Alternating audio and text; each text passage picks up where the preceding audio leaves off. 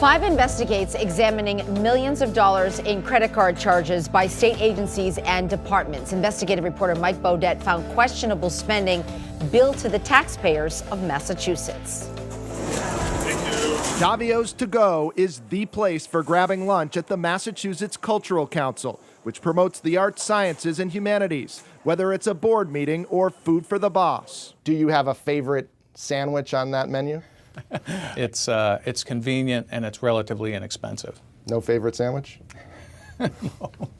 Greg Liakis is the council's communications director. We don't think sandwiches and drinks, soft drinks, are that significant. Lunch at Davio's 124 times on the taxpayer's dime, totaling $16,000. That's a fraction of the $71,000 in food the council purchased over 3 years on state credit cards.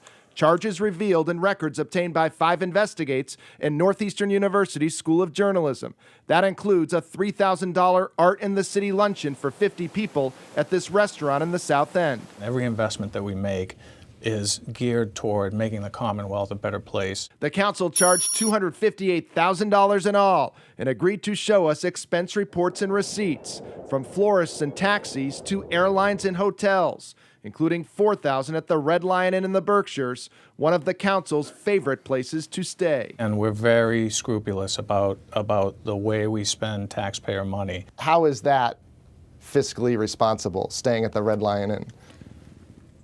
Well, I'm not sure what you mean. Could you elaborate on that a little bit? It's expensive. Money is also flowing for food and travel at the Mass Gaming Commission, which is overseeing the new casinos coming to Massachusetts, and charged more than $266,000 on its credit cards over the last 3 years, including $67,000 on food and $97,000 on travel, from Vegas to New Orleans to Walt Disney World. It seems like people are having a good time around here.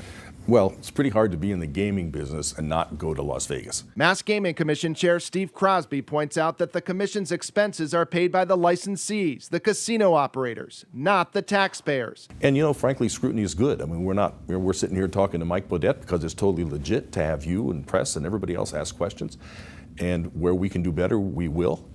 But everything we do is totally transparent. But transparency is not exactly on display here at the House of Representatives. The House Speaker's office is refusing to release expense reports and receipts detailing more than $200,000 in charges on one credit card. The House is exempt from the public records law and tells us the credit card charges are for legitimate business expenses. Absolutely every dollar in the Commonwealth should be transparent and accountable. State Comptroller Tom Schack oversees the state credit card system. There are more than 300 in use throughout 77 departments. But Schack worries departments fearing scrutiny will stop using the statewide system and instead keep charges under the radar in their own departments. And that would just drive people back into the dark ages from an accountability standpoint and a transparency standpoint. There's already evidence agencies are becoming uneasy about using the statewide system that tracks credit card purchases. Since we started asking questions,